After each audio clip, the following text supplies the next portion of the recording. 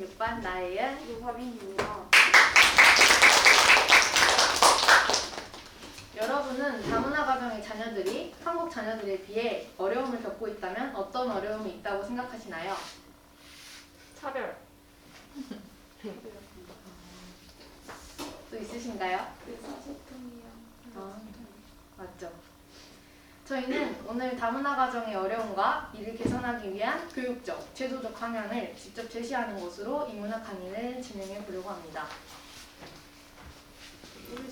저희가 이런 주제로 인문학 강의를 진행하게 된 계기에 대해 이야기를 해보자면, 저는 중학교 때 다문화 가정에서 자란 다문화 센터를 방문하여 봉사활동을 진행했던 경험이 있습니다. 그곳에서는 다문화 가정에서 자란 아이들을 관찰하게 되었는데요. 그 결과 외국인 부모와 소통이 원활하게 이루어지지 않는 경우가 대부분이었다는 사실을 알게 되었습니다. 그곳에 있던 대부분의 부모는 학교에서의 자녀의 현 상황을 파악할 수 없었고, 자녀의 교육이나 학교 생활에 소홀하다는 것도 알게 되었습니다. 내국인은 대부분 직장에 다녀 생계를 유지하는 데 치중하고, 이주민은 아이와 일상적인 부분에서 많은 시간을 보내는 형태가 전형적입니다.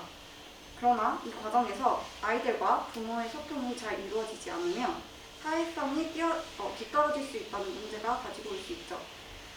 또 아이는 유아기 때부터 부모와의 깊은 유대감을 나눌 기회도 자연스럽게 상실된다는 심각성을 깨달았습니다. 저희는 오늘 여러분들에게 이런 한국의 다문화 가정의 현 상황을 알리고 어떻게 하면 다문화에 대한 인식을 변화시킬 수 있을지에 대해 고민한 결과를 공유해보고자 합니다. 우선 다문화 가정이란 정확히 말해 우리와 다른 민족 또는 다른 문화적 배경을 가진 사람들을 포함한 가족을 총칭하는 용어입니다. 오늘날 세계화, 지구촌 시대를 맞이하게 되면서 세계적인 교류가 활발해졌고 각 국가마다 장벽은 점차 사라지고 있습니다. 국가 간 교류가 증가하면서 한 국가의 개인들과 다른 국가의 개인들의 잦은 만남을 발생시켰고, 이에 따라 한 국가에서 다른 국가의 국민들이 서로 결혼하는 사례가 증가하게 된 것입니다. 자, 여러분, 이 그래프를 보고 알 수 있는 점이 뭐가 있을까요? 네, 위에 그래프를 보면 알 수 있듯이 국내 결혼 이민자의 숫자가 점점 증가하고 있다는 것을 알 수 있습니다.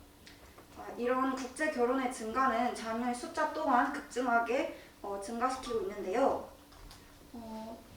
다음 그래프를 보면 다문화 가정의 자녀들이 한국 사회 내에서 적응하는 데에 언어 장벽, 사회적 편견, 문화적 차이, 경제적 어려움 등 여러 가지 어려움을 겪고 있다는 사실을 알 수 있을 것입니다.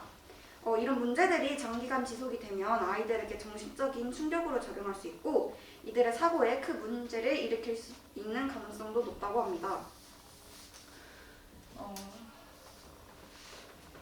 다문화 가정, 자녀 학업 중단 심각, 따돌림 입학 거부, 연필 놓는 아이들, 다문화 가정 학교 학생의 교육 격차 해소 대책 마련해야 함, 다문화 학생 6년 만에 2배, 맞춤형 교실 결실.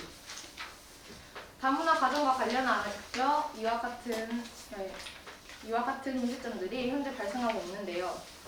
이제 여러분들과 다문화 가정에 대한 문제점을 좀 더 심도 있게 구체화하며 논문의 설문 결과에 대해 이야기를 한번 해보려고 합니다. 다음은 저희가 준비한 논문의 일기입니다. 경상남도 소재 5개 지역의 다문화 가정 아동과 같은 학급에 재학 중인 3학년에서 6학년 196명 아동을 대상으로 일반 가정과 다문화 가정 아동의 심리적 문제와 학교 적응을 비교하기 위해 학교 적응 검사를 실시하였다. 도출한 결과에 대한 분석은 다음과 같다. 첫째, 다문화 가정과 일반 가정 아동의 언어 발달, 우울, 사회관계 점수는 유의미한 차이가 있다. 다문화 가정 아동의 언어 발달은 일반 가정 아동보다 낮고, 우울, 사회관계 문제 등은 일반 가정 아동보다 높은 것으로 나타났다. 둘째, 다문화 가정과 일반 가정 아동은 학교 적응 총점, 교사와 학교 환경에 대한 태도, 학원 및 교우 관계에도 유의미한 차이가 있었다. 다문화 가정의 아동이 교사와 학교 환경에 대한 태도, 학업과 교우 관계라는 측면에서 적응하는데 더 어려움을 경험하고 있는 것으로 나타났다. 셋째, 다문화 가정 아동의 학교 적응을 예언해 주는 것은 우울과 자아 탄력성이 있었고, 일반 가정 아동의 학교 적응을 예언해 주는 것은 우울과 가족에 있었다. 이는 다문화 가정 아동은 우울 정도가 높고 자아 탄력성이 낮아서 학교에 적응하는 데 어려움을 경험하고 있다는 점을 시사하는 결과로 해석할 수 있으며, 일반 가정 아동은 우울 정도가 높으며 부모의 가족과 관련된 문제가 많은 아동의 경우 학교 부적응의 가능성이 높음을 시사하는 결과로 해석할 수 있다. 저희는 이런 결과에 따른 문제점을 듣고 어떻게 하면 이를 해결할 수 있을까 저희 둘이서 이야기를 많이 해봤는데요. 일단 다문화 가정의 자녀들은 혼혈로 인해 한국인들과의 외모적인 면에서도 차이를 보이며 어느 정도 성장해서 한국에 온 자녀의 경우에는 문화적 차이까지도 안고 있다고 합니다. 학교에서 학생들을 대상으로 옳은 다문화 인식을 정립할 수 있도록 교육을 하지 않는다면, 또 다문화 아이들에 대해 편견과 혐오감을 가지게 놔둔다면 그 문제점의 심각성은 일반적인 경우보다 더 커질 수 있습니다. 저희는 이런 문제들은 더 이상 일어나지 않도록 아이들에게 일찍이 다문화 가정에 대한 교육을 실시하는 것의 필요성을 느꼈습니다. 여러분들도 이미 다문화 이해 교육을 받아보셨을 테니 교육이 시행되는 사실은 알고 있으실 겁니다. 하지만 이 다문화 교육은 현재 연간 2시간만이 진행이 되고 있으며 이 2시간마저도 원활히 운영이 되고 있지 않다고 합니다.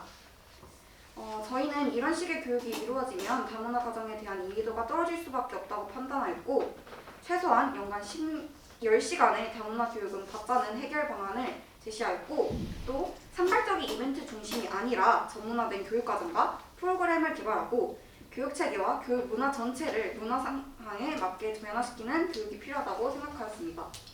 또한 저희는 다문화 아동을 대상으로 한국어와 한국 문화 교육에 치중하는 다문화 교육으로는 아동 사이의 문화 간 갈등과 무력감을 예방하는 데 한계가 있다고 판단하여 다문화 아동의 정체성을 보호하고 자긍심을 갖게 하는 교육, 다문화 공동체 내부 또는 공동체 간 편견과 고정관념을 타파하는 교육을 실시하자는 해결 방안을 제시하며 이번 인문학 강의를 마무리하고자 합니다.